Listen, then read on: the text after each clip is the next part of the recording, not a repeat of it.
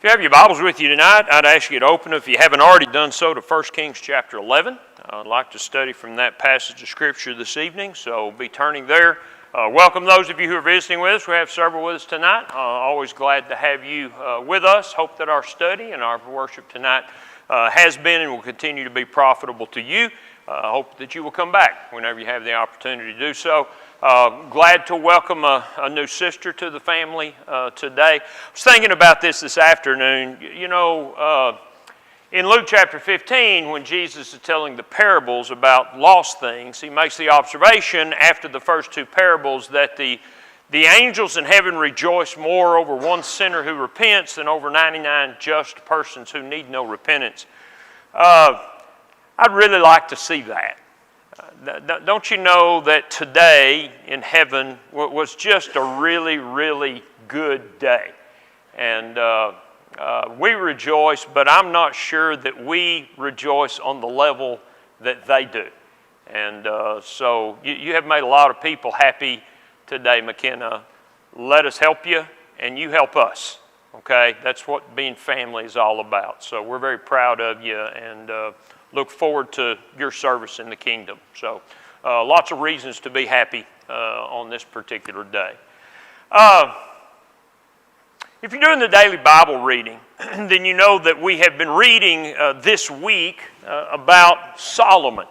Solomon is one of the more interesting figures to me in Scripture, in part because he is in some ways the epitome of all that God intends a king to be.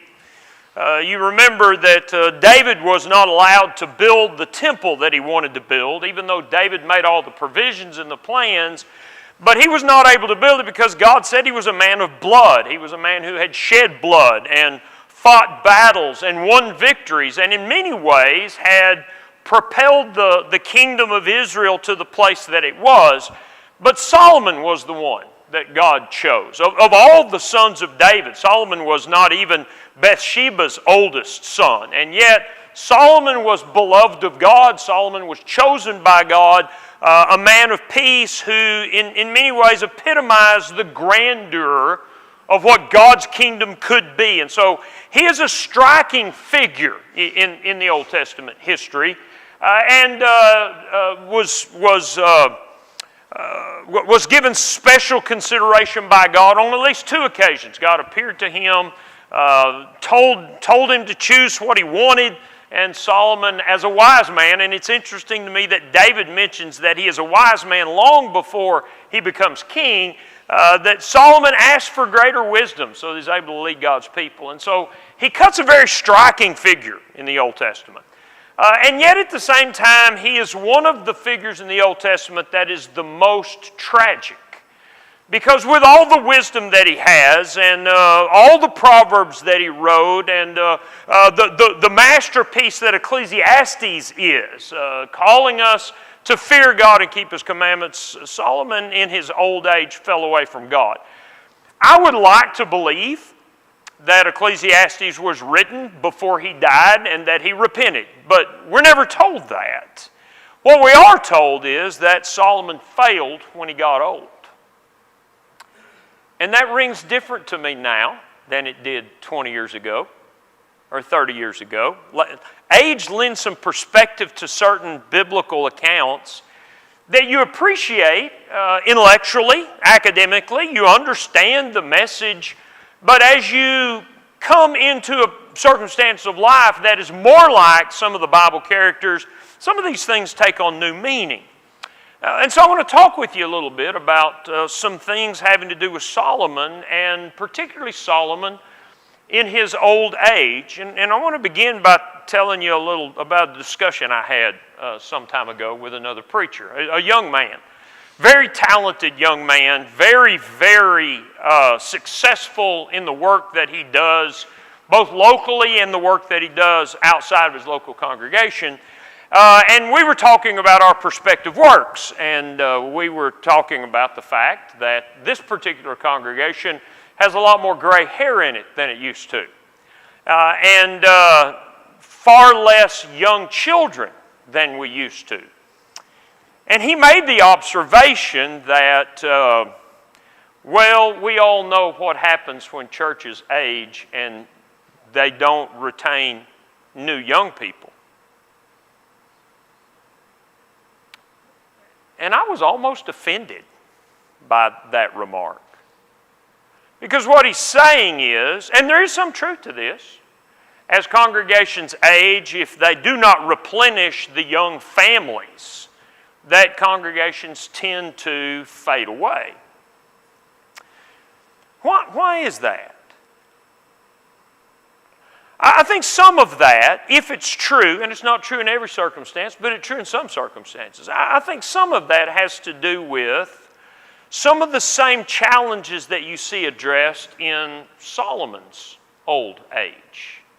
And so I want to offer a couple of observations because I think we as this congregation, especially on Sunday night when we have a lot of the older folks that are here and not as many visitors. This is kind of, in many ways, the core group in this congregation, and look around the room and just take stock of where we are age-wise and ask yourself whether or not our future's bright, and if it's not, is it because we're allowing age to affect our work? At the end of Solomon's life, the writer of 1 Kings, the historian, makes these observations. King Solomon loved many foreign women, as well as the daughter of Pharaoh, women of the Moabites and the Ammonites and the Edomites, the Sidonians and the Hittites, from the nations of whom the Lord had said to the children of Israel, "You shall not intermarry with them, nor they with you. Surely they will turn your hearts after their gods." But Solomon clung to these in love. And he had 700 wives, princesses, and 300 concubines. And his wives turned away his heart. For it was so when Solomon was old that his wives turned his heart after other gods. And his heart was not loyal to the Lord his God, as was the heart of his father David. For Solomon went after Ashtaroth, the goddess of the Sidonians, and after Milcom, the abomination of the Ammonites. Solomon did evil in the sight of the Lord, and did not fully follow the Lord as his father David had. Then Solomon built a high place for Chemosh, the abomination of Moab, on the hill that's east of Jerusalem, and for Molech, the abomination of the people of Ammon. And he did likewise for all of his foreign wives, who burned incense and sacrificed to their gods. So the Lord became angry with Solomon, because his heart had turned from the Lord God of Israel, who had appeared to him twice, and had commanded him concerning this thing, that he should not go after other gods. But he did not keep what the Lord had commanded. Therefore the Lord said to Solomon, "Because you have done this and have not kept my covenant and my statutes which I have commanded you, I will surely tear the kingdom away from you and give it to your servant. Nevertheless, I will not do it in your days for the sake of your father David. I will tear it out of the hand of your son."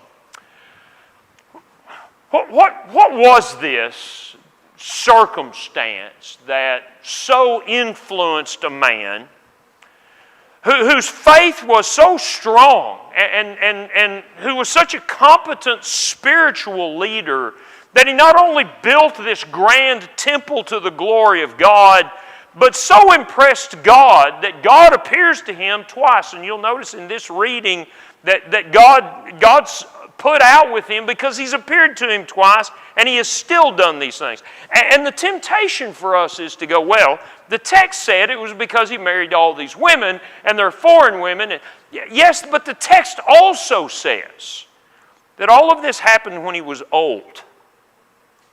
It didn't happen when he was younger.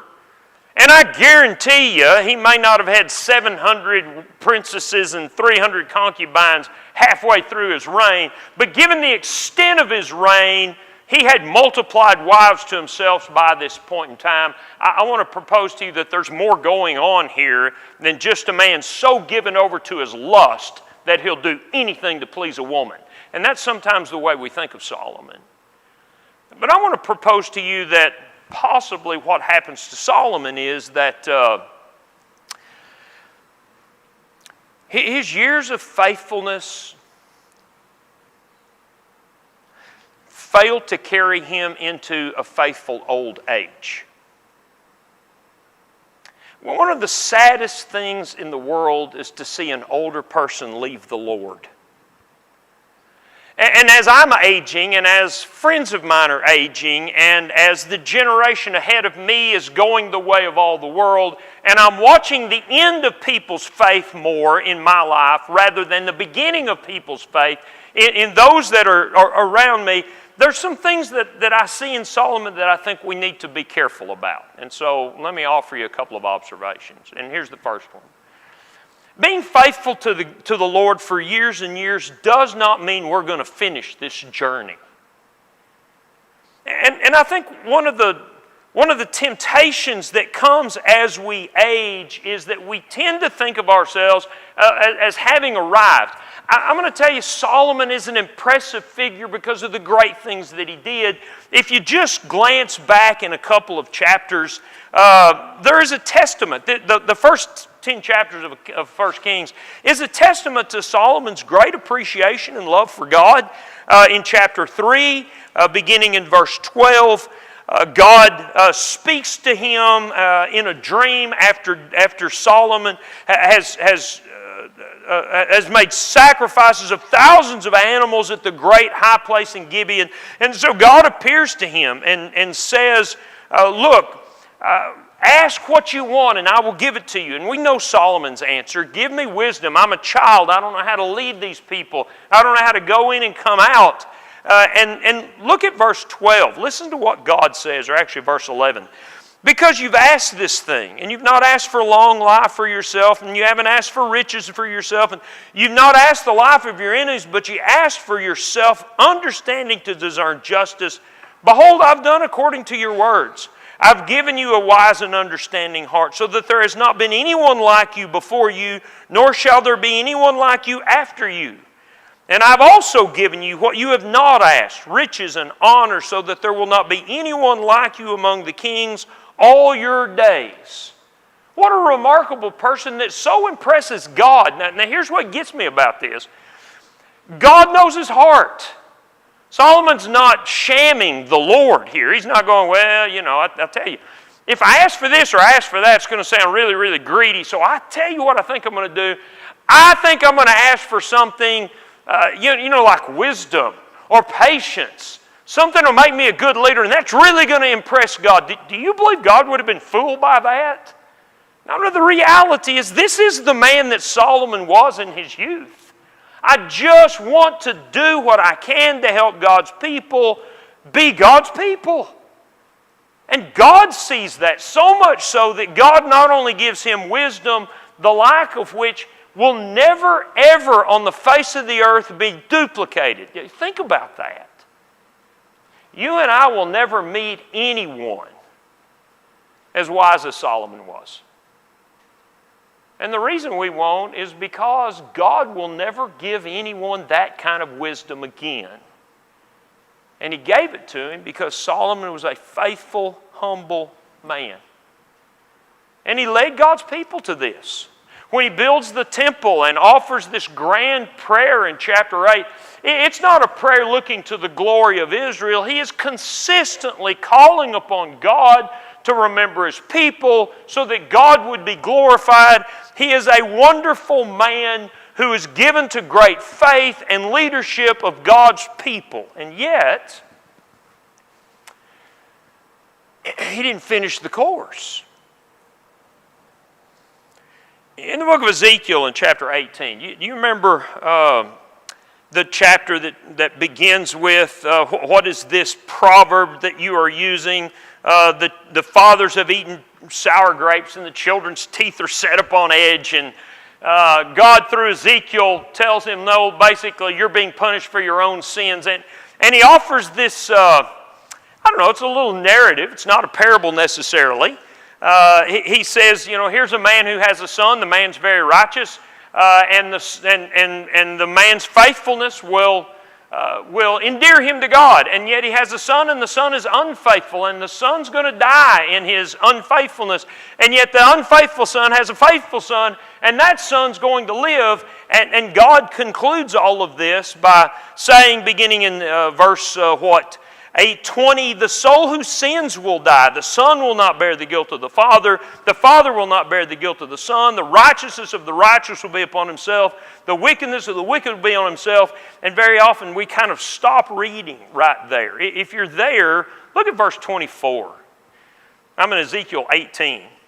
When a righteous man turns away from his righteousness and commits iniquity and does according to all the abomination that the wicked man does, shall he live? All the righteousness which he has done shall not be remembered because of the unfaithfulness of which he is guilty and the sin which he has committed. Because of them, he will die. There are a lot of folks in this room who have been faithful to the Lord for a long time. I don't anticipate that any of you who've been faithful a long time are going to become unfaithful. But I'm going to tell you, all of us as we are aging had best give careful attention to the admonition to be careful that he that thinks he stands take heed lest he fall. Because years of faithfulness are just not going to carry us over. It is very easy for us to rest on our reputation.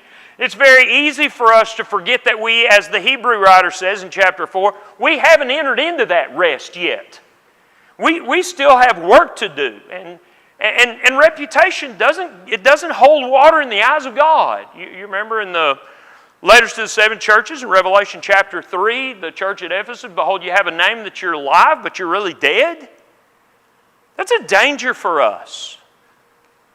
Because for years and years and years, I've done my work, I've given to the church, I've given to the Lord, I have served, I have helped, I've raised my family, I've helped raise my grandkids, I've helped raise all the other kids in this church, I have done vacation Bible school, I've taught classes, and you can go down the list, and I mean, how many of us could fill a page with the things that we've done trying to serve the Lord in our life?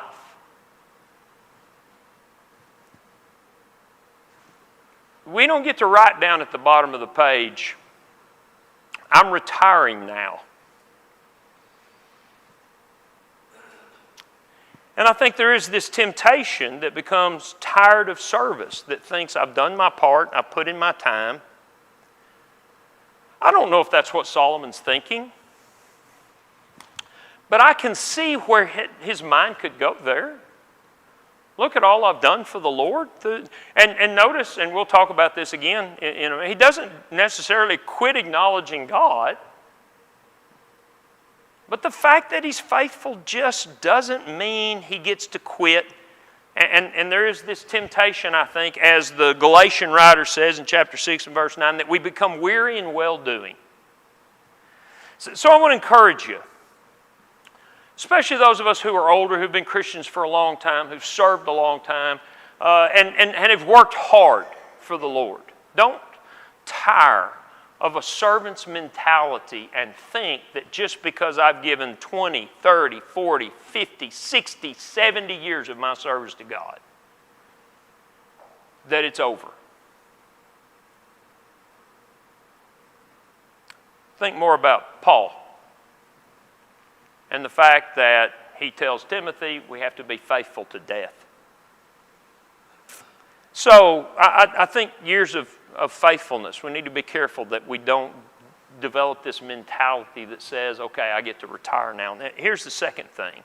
I think years of faithfulness may actually expose us to more temptation. It certainly doesn't stop temptation. The first thing we're told, if you go back to the account in 1 Kings chapter 10, when we are told in verse 4 about his turning away, it was so when Solomon was old that his wives turned. Was he not tempted by them when he was younger? I don't know. But I think sometimes we kind of develop this mentality that, well, I've become spiritually mature. You know, I'm not a newbie. I know what I'm doing. I know what I'm supposed to be doing. I know what I have done. And as a result, I'm kind of immune from temptation. Satan's not going to bother me as much. That in and of itself is probably Satan talking. I can't find any passage in the Scriptures that indicates that Satan's going to relax his efforts on us just because we're getting older. In fact, I think there are a lot of things about getting older that can produce some temptation. And you see in all kinds of circumstances. Abraham, how old was Abraham when God asked him to sacrifice Isaac? Well, he had to have been, 113, 115, something like that. And I thought about that a little bit, and you think, well, God's testing him there. Do you think Satan didn't get hold of Abraham's thinking a little bit during those 3 days of journey when he's taking Isaac to sacrifice him? Do you think Satan's not trying to turn that test into a real temptation? Why in the world, Abraham, would God ask you to do something like this? I can see in my mind Abraham going through 1,000 different trains of thought, reasoning through how in the world this is going to work. Because that's the way Satan works. And Abraham's an old man. And I tell you, I see it in my life. I see it in the lives of other people. Moses, when Moses struck the rock at Kadesh, if you look at the book of Numbers, it's just a chapter or two before the children of Israel start taking parts of the Promised Land. They're about to travel up the eastern side of the Jordan River. The 40 years of wandering are almost over. The Promised Land is basically in sight. Moses at this point is almost 120 years old. And he's tempted. Must we fetch water from this rock, you bunch of rebels? Don't you know that as he got older, it became more and more a frustration to deal with these ungrateful people? And so I want to caution us. Don't be surprised at Satan's tenacity. 1 Peter chapter 5 and verse 8 still applies to those of us that have been Christians for 40 or 50 years, who've been around the block 2 or 3 times. We've pretty much seen it all, but we still have to be sober and vigilant because the devil is a roaring lion walking about seeking whom he may devour. Let me offer you a couple things that seem to me to be dangers, temptations in old age. One of them is just overconfidence. If you've been serving the Lord for decades, you ought to know what you're doing by now.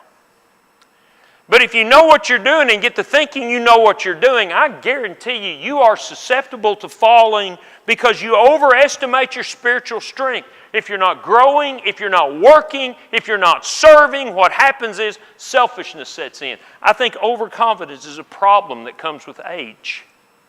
I think physical difficulties are a temptation that comes with age. It's interesting to me that Solomon wrote the last chapter of Ecclesiastes.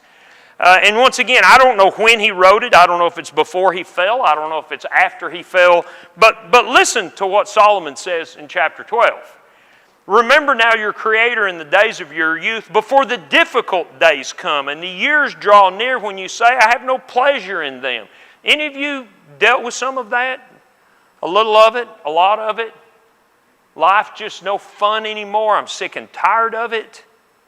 While the sun and the light and the moon and the stars are not darkened and the clouds don't return after the rain, in the day when the keepers of the house tremble and the strong men bow down and the grinders cease because they are few, and those who look through the windows grow dim, and the doors are shut in the streets, and the sound of grinding is low, and one rises at the sound of a bird, and all the daughters of music are brought low, and they're afraid of height and of terrors in the way, when the almond tree blossoms and the grasshopper is a burden and desire fails, and man goes to his eternal home, and the mourners go about the streets. I don't know how you're dealing with age, but I will tell you, I am not enjoying this getting older stuff. And I watch people farther along the journey than me, and I see some of the stuff that they have to deal with. And I see some of them that just deal with it like champions. And I see others that are just torn down by what's happening to them physically. And I think Solomon is addressing, you better remember God now, because the time's coming when life's not going to be any fun, and it's going to be much harder to develop faith then. So let me suggest to you that aging and all that goes with it can be its own temptation. I think as we age, what's happening with our families can be its own temptation. Some of you are dealing with this, with kids and grandkids. In fact, I know quite a few folks right now that are just agonizing over what's happened with their children spiritually, or what's happening with their grandchildren spiritually. And it just makes life a frustration, almost a misery. You wonder, how in the world did we get here, and why do I have to put up with this? And I've been faithful to the Lord all these years. And that's not something you go through when you're 30, is it? And as you get older, those kinds of things are hard to deal with. And they are their own temptations. And I want you to remember that what's happened to Solomon is that the temptations continued coming even in his old age. And regret and despair and discouragement are sometimes a part of life. Sometimes it's because our kids go up and leave and we've not cultivated our relationships and our marriage, and now we're having to live with someone that we have no longer become friends with, that we lost the love a long time ago because we did not do what we were supposed to do when we were younger as husbands and wives. And now, that's tough. And I think some of it is just an issue of death. Every day it seems like I get word that somebody else died. One of the first preacher that I remember before my dad started preaching full time, my mom texted me today and said Harold Fite's wife died today. Wonderful lady. And that gets old. And it gets frustrating. And you can become discouraged. You don't want to get out of bed in the morning. You sure don't want to open up your email or answer the phone because you just don't know who's gone today and what's next. And I'll tell you what all these things have in common. And I think it's easier. As I get older, it's easier for me. You just become more selfish. You just start thinking about how all these things affect my life. And Satan's really good at pushing those buttons. So I want you to remember that getting old doesn't mean we're not going to be tempted anymore. And we better be careful as we navigate the ins and outs that come with old age. That we see the temptations in the circumstances that we have to deal with. Because Satan is sharp. If he gets you at 80, he's just as successful as if he had gotten you at 20. He doesn't care. So we need to prepare. And I'll tell you how you do this. It goes back to the first point. You just keep on working. The more we're serving, the more we're working, the more we're growing, the more we're studying, the more we're participating. Oh, I know you get tired. I get tired too. And the older you get, the tireder you get. And it's hard to go to all the services. It's hard to make the special efforts. It's hard to get on the phone and check with people. It's hard to try to talk to people about the gospel. And we say, well, you know, I'm old. So what? Keep serving. You can rest when you die.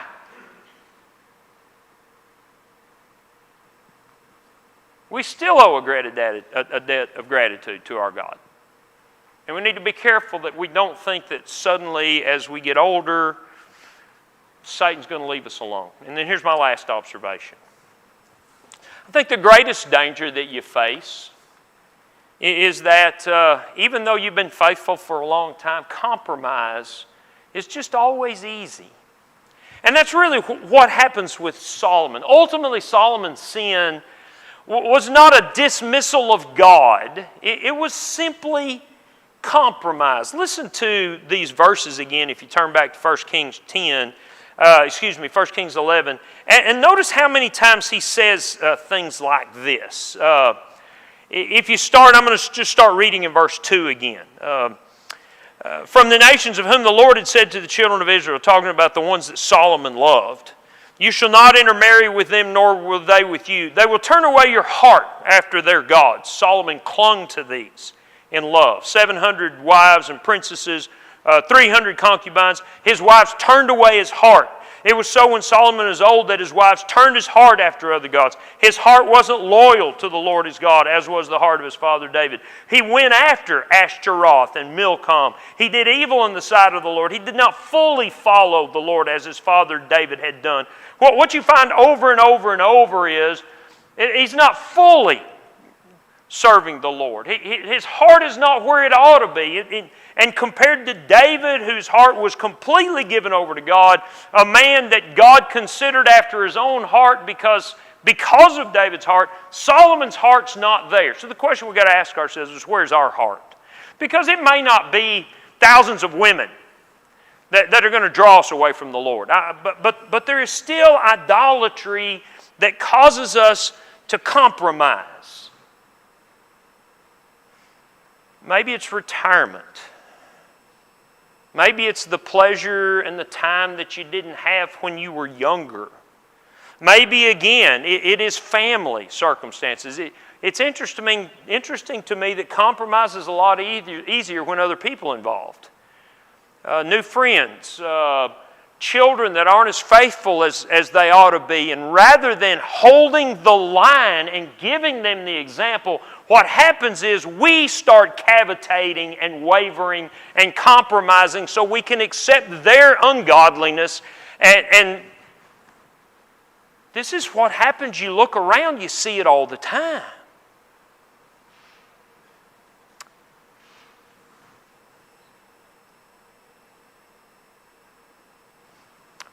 Where are our idols? You know, it's funny to me, in Deuteronomy chapter 17, I believe it is, that God said to the kings of Israel, I don't want you to multiply wives to yourself. And yet, here's Solomon that has, 1,000 women. And I recognize, and I think that you have to appreciate that a good bit of this had to do with reigning over the land that extended from the Euphrates River all the way down to Egypt. He was an exceptionally powerful king. I have no doubt that many of these were political alliances, that they came about as a result of one king giving a daughter to the powerful king so that the powerful king would not invade his... That stuff happened all the time. I have no doubt that that's a lot of what's going on, but it says that he clung to them in love. And that may not be our issue. But what happens is, because he clings to them in love, he builds their idols and their temples for them. He leads his people into idolatry after they had done such a good job under David.